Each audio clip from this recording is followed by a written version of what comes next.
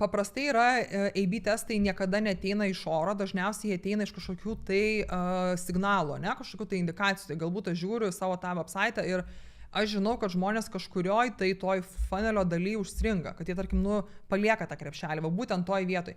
Aš identifikuoju problemą ir aš A/B testuoju tam, kad išspręsti problemą, ne. Tai ne šiaip sau, kad sugalvoju, va šiandien man jausmas, kad gal reikia, nežinau, tenai homepage'o apačioj tenai QA, tos FAQ sekcijos fontą pakeis. Ir dabar A/B testuojam. Ne, nes tai tikėtina, kad neturės efekto.